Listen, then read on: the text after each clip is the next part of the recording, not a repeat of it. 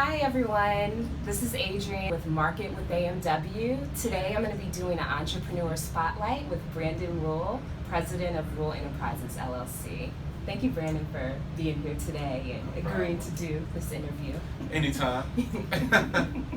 So I'm gonna ask you a few questions. You can tell me a little bit about your business, some of your marketing strategies. So I'll start with, tell me about your company and what you do. Okay.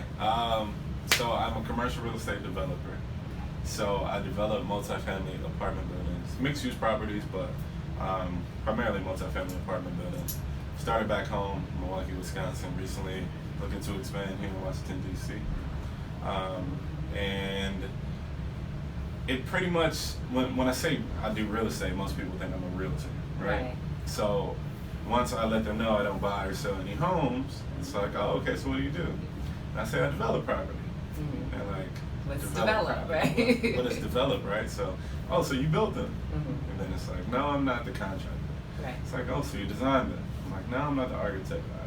So I'm essentially the visionary of whatever parcel of land that needs to be redeveloped. And I hire all of the supportive services to work in a group as a team to bring this idea to fruition. Okay. It's primarily driven by like a pro forma, which is a financial model. So I put together a business plan in Excel, and this is how it will operate over the next 30 years or so. It's very cool. Yes. How did you get started? I started, well, back when I was in college, I was in Marquette, and I wanted to be a physical therapist first. So I was in school for physical therapy.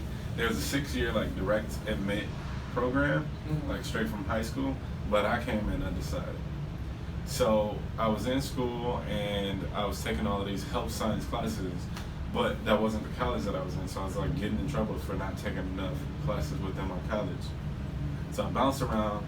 Once I did chemistry and bio, I realized that it wasn't very likely for me to get into that direct admit program or that 6-year doctorate program. Doctorate of physical therapy. Doctorate of physical therapy. So I pivoted out of that, went back to undecided.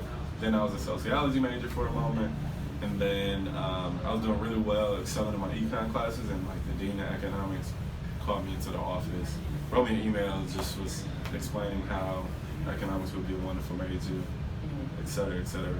Switched my major to economics since I had so many sociology classes. I minored in sociology. So as I was in school, I went through this program that was at school. It's called Associates in Commercial Real Estate, ACRE for short. What they wanted to do was take minorities that were interested in real estate and expose them to like a development process. As explained earlier, most people don't even know what a development is. So I was able to go through like a comprehensive, at least 12-week, it was probably longer than that, a few month long program where we worked as 4 to 5 group team members, 4 to 5 team members per group, and did development projects. So that was back in like 2010. And I was the youngest like ACRE grad ever. It's like 3 of us, and we're all really good developers too. That was back in 2010.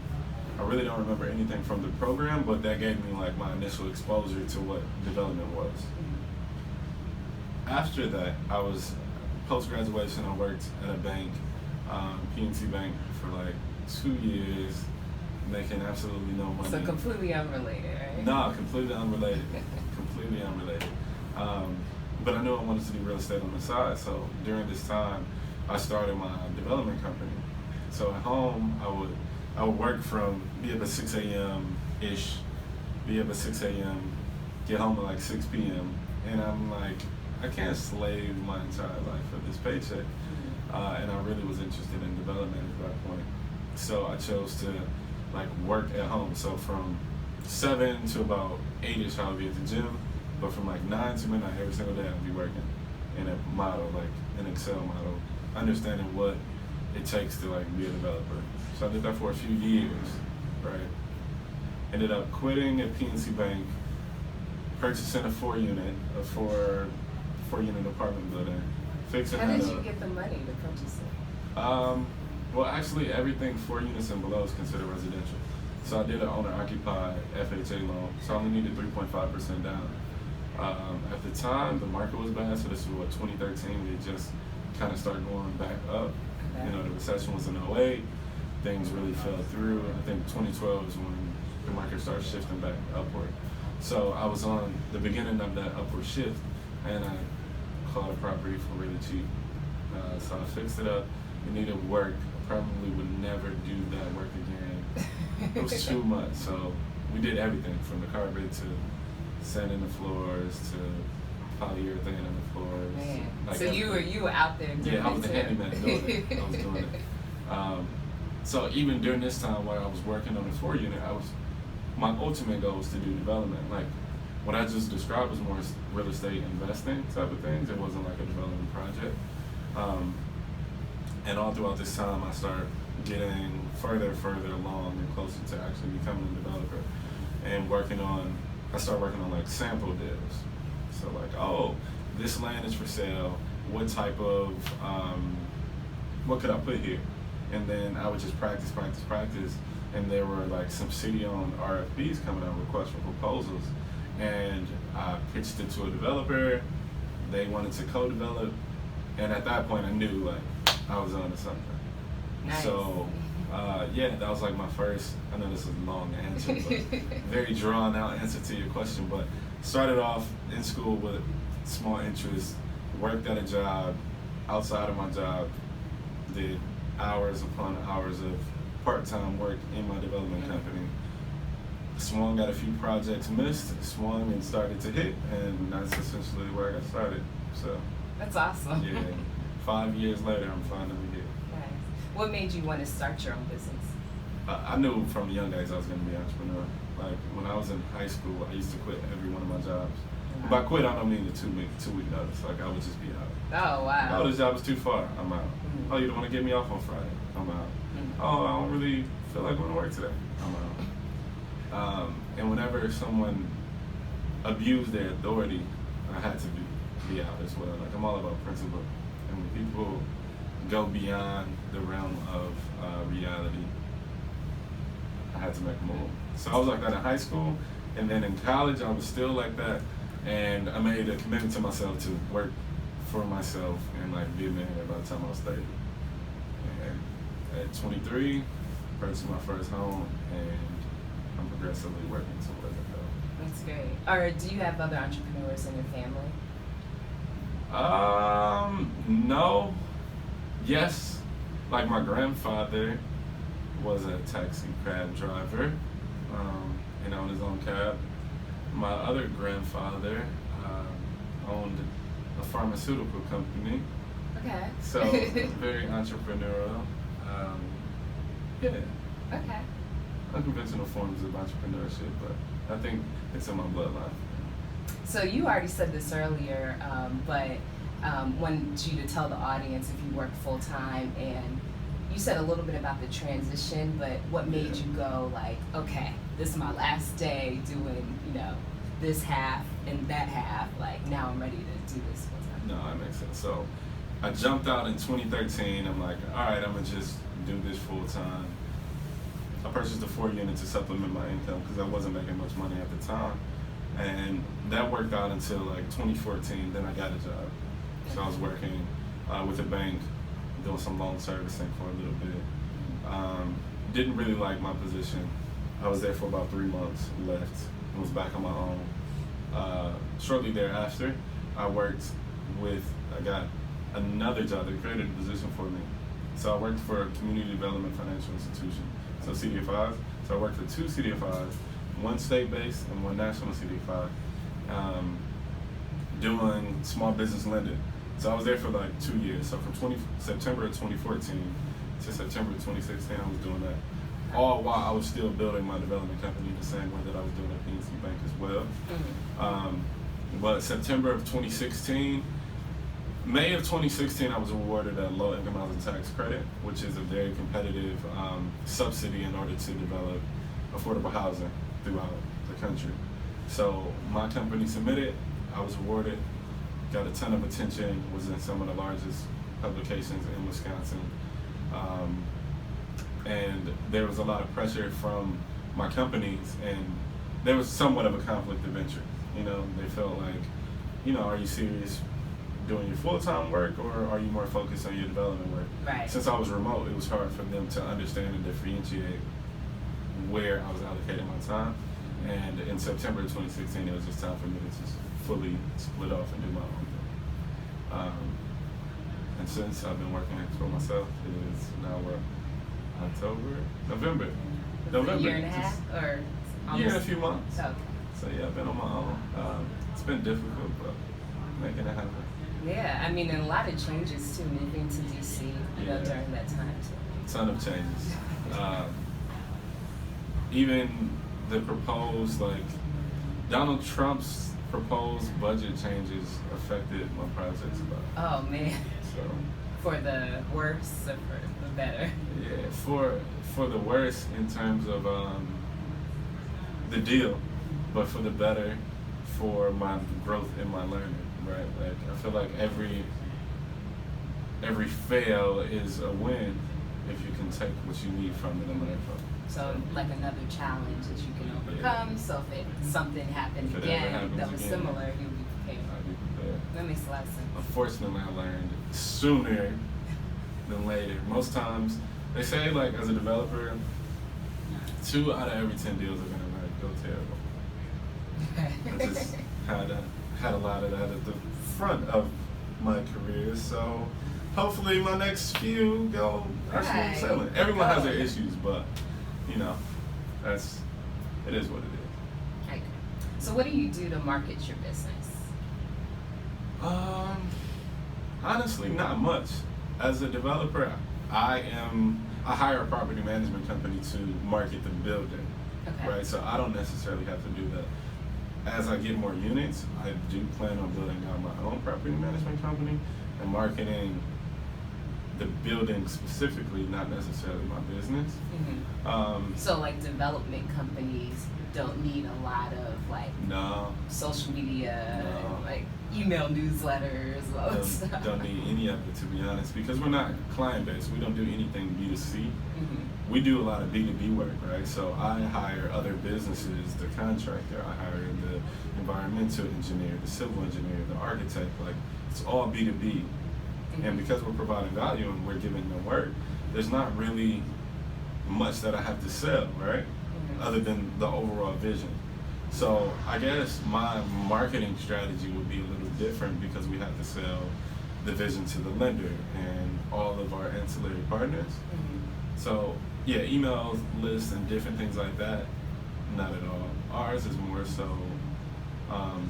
within how we package our project and the practicality of it, really. So our marketing comes with a very, very analytical component. It's different. It's not marketing in the traditional sense. What about just establishing your brand, like having, you know, high search rankings? If in Milwaukee someone's searching for a development company, or in the DC area, are you doing anything to like improve your search rankings or just establish the brand in general? Yes and no. Yes, I think I'm doing, like, my personal brand, I've been establishing that because I think it's important as we move forward to really understand the value of a brand. You know, even if it is just a real estate company where we're doing brick and mortar, people gravitate towards, I guess as a development company, as a grow, if people see Rule Enterprises, they know what they'll get, you know? So the marketing is less about email or anything like that, but for me right now, where I am at this stage of my career, it's about the value and the presentation of my product. Mm-hmm. So in terms of searches and things like that, I think me branding the developer, I'm doing things to market myself as a developer, whether it be Milwaukee or DC. So they know you're like legit and you've been in the industry for a while? Yeah, I mean, I'm very authentic with it too. You know, I'm still, although I think I'm gonna be the greatest developer of all time, right? Like that's the goal and aspiration. Mm-hmm. I'm very true and honest about where I am in my career. I'm new, so even though I'm new, I'm doing things that is rare for me to be under 30 and own a development company and working on multi-million-dollar projects. That doesn't happen very often, and I do plan in 2018 to market that story a little more personally. So if there are opportunities in DC where they need certified business enterprises like CBEs or minority business enterprises to partner and pair, I can be in a position that I would be the first person that they think of or call. You know, so as a branding,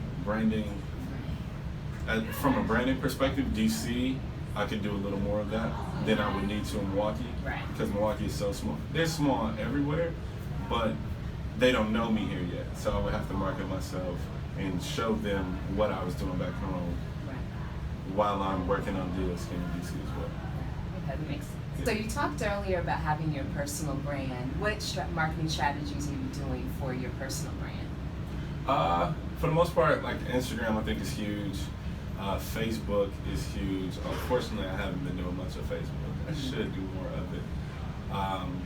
Planning on like a YouTube play, and Snapchat, Instagram Live, Facebook Live. Yeah, what are you doing on Instagram? What am I doing, or what do I want to do? There's two different things. What are you currently doing, and what would you recommend other people do? Gotcha. Okay. Currently, you just have to. Currently, I'm figuring out the algorithm behind like post and kind of the SEO and how to make sure that you are one of the most promoted. You know, so Instagram now, whenever they launch a new piece, if you use that piece, you're then higher in the search rankings. Like what type of piece? So Instagram last week just launched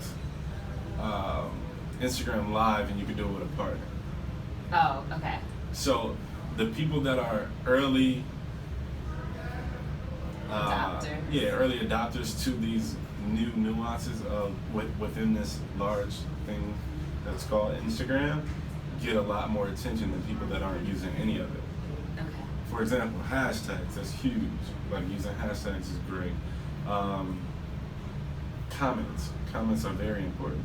Whether you're commenting or getting comments on your photos, that then triggers other things in the algorithm to make sure that they know that you're getting attention. So hashtags, comments. Another one is like getting on the Explore page. Whenever you get on the Explore page, your photos just like shoot up like crazy at times. How do you get on the Explore page? Yes. Is it from hashtags? Yeah, hashtags a lot of times. Views? Yeah, hashtags. Okay. Hashtags pair with the amount of views is definitely the way to do it. Okay. Yeah. And there's different, like, I would say even getting shouted out from larger pages, like doing co-sponsor, brander sponsor things, and the sponsor posts all the time. That's great too, because it gives you so much exposure to targeted individuals. Like I can literally target a photo to 30-year-old women in Washington DC. Like if I'm a fitness model in DC, that would be a great marketing tool for me. Right. There's never been an ability to be that laser focused in on your audience as Facebook and Instagram now allows. So I think leveraging the tools that are available for that. From a personal branding perspective, marketing, like Facebook just launched their own like video platform.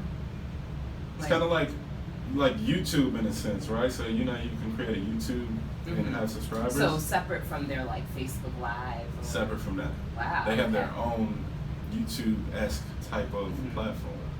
Which I'm sure is going to grow to be almost as good as YouTube. Again, early adopters to that then become the influencers. Gotta get this video on there. Absolutely, you do. I agree. So put this right, that should be right on there. I think those. So just understanding what's going on. I'm not doing it right now because my real estate company takes a lot of my time, and just trying to even get out to Washington DC and being able to figure out this market and finishing my project back home, because that's the most important thing to me, right? Like without deals closed, then I am no business. Right. So really honing in and finishing up that project. We're looking to close December 22nd. Demolition will start back home next month. Okay. And really excited to just get that construction going and getting the building up. So I can tell you're very passionate about it. yeah. Which is Absolutely. great. Okay. Let's talk a little bit about marketing on a budget. So like a lot of entrepreneurs, they start off, they don't have a marketing budget. Yeah. They're doing it all themselves. They might even design their website themselves, do the logo. I did all of mine myself, website. What are just some strategies or tips you would give to an entrepreneur that's just starting out and wants to create a good brand presence, or maybe they have their personal brand that they want to create? Right. How can they do it on a very tight budget? No, that's a great question. I think know your strengths and weaknesses, right? So me personally, growing up, I was always like a tech guy. So learning how to do a website and things like that was relatively easy for me. I'm not the best at it, but it was the opportunity cost of me taking a few days and building out a website was worth more than me paying someone to build out the website that I want to see. So you just have to be resourceful as an entrepreneur. If you think you can do the website, then try to build it out. Use the Squarespace or Wix or WordPress. My favorite is WordPress at the moment. Me too. Yeah, I love WordPress. You can change essentially everything, and yeah, it's relatively cheap. $150 you can get a website for at least a year. Mm-hmm. So that's not horrible, right? And then there's so many logo creators. Like if you want to leverage people like yourself, I think understanding what you're good at. I didn't create my own logo. I have a friend that does that. Mm-hmm. So when I was starting out, I had one friend create one of my logos and another friend create one other one. Mm-hmm. And they sent me over all of the tools, so the JPEG, the PNG, the colored file links, right? So like whatever color code you have, so everything that on your marketing material is exactly the same color as your actual logo. Mm-hmm. And I'm sure you had like the friend discount or whatever. Yeah. It was definitely a friendly discount for sure. Mainly because they believe in what I'm doing in the mission, and as my brand grows, like I can shoot them more business too. Right. So, by no means do I like to take away from their pockets, But again, sometimes it can help though with adding to their portfolio. Right. Exactly. Because they're a friend, like usually they want to help out. Right. I know I've had friends that I've helped out. They've helped me out. Yep. It seems like leveraging that network of friends. That's in huge. general can I think really that's huge. And that's probably the biggest thing to marketing on a budget, right? Like leveraging whatever network you can create or have. Mm-hmm. And then I can't talk enough about Facebook and Instagram.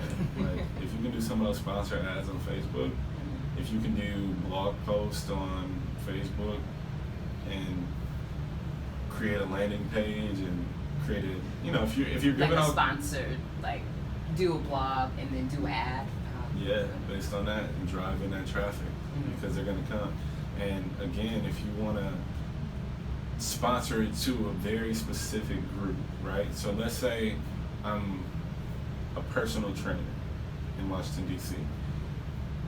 If I wanted men and women between the ages of 24 and 42, I can literally create one ad for men and one ad for women and shoot them both out. So for the men, it would be, a photo of myself or something like that. And to the women, it's like me actively working a woman out. Like, Right. This is your body goal, this is how I helped her. Or maybe you can do a video talking with a client of mine about our experience and working together. Mm-hmm. And then taking $10 a week and targeting Washington, D.C. based folk. Mm-hmm. Like, yeah, that social media ads, especially on Facebook and Instagram, are like pretty cheap in comparison to thinking about doing something on Google AdWords and things like that. Yeah, and I think it's all about economics, supply and demand, right? Like the demand for that was really low, and it's increasing now, so it's getting more and more expensive. And as bigger businesses understand the value of it, which they now are, the price is going to keep rising. So then you have to find the next cheap way to find that attention. Marketing is essentially about attention, right? An exchange of attention. What value are you providing to get the attention of the other person? Right. And Instagram has all the attention right now. Facebook has all the attention right now. So how can we leverage that? Okay. Yeah. What has been one of the biggest marketing challenges you face? I would say money first and time second. Like, you need a marketing budget. You need a marketing How much budget. should people be given for marketing? I think it varies. Like a website, I was able to do mine, so I was able to do it for like $150, and that was the entire year. Logo, friends and family discount.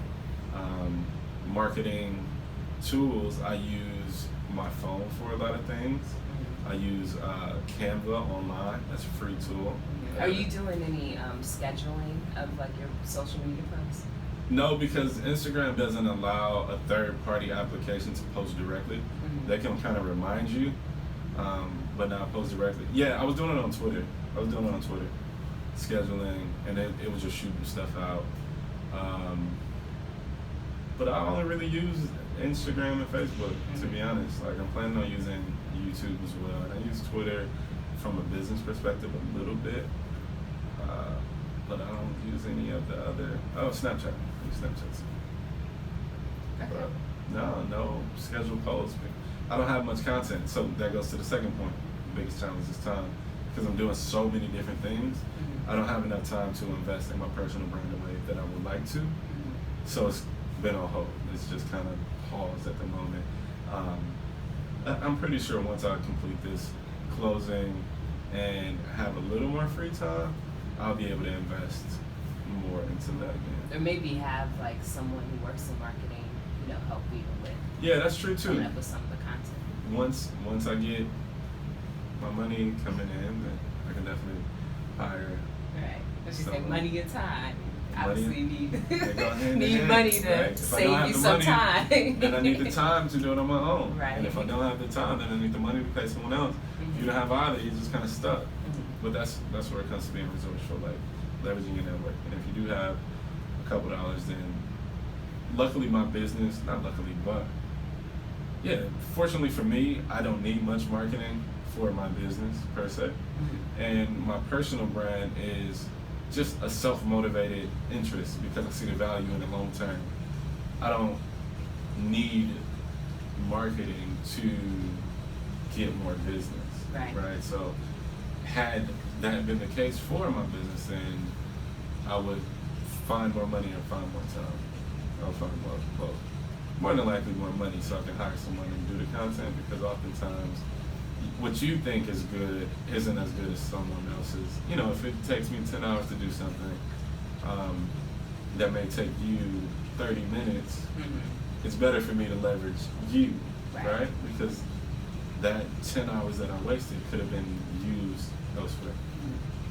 So. Definitely agree. Okay, well, we're wrapping up now. Do you have any final words to entrepreneurs out there? Yeah, most definitely. I think I studied, so when I left my job in 2013, I created this thing called like the Success Manual. And it was just a collection of interviews, articles of like the greatest people that I admire.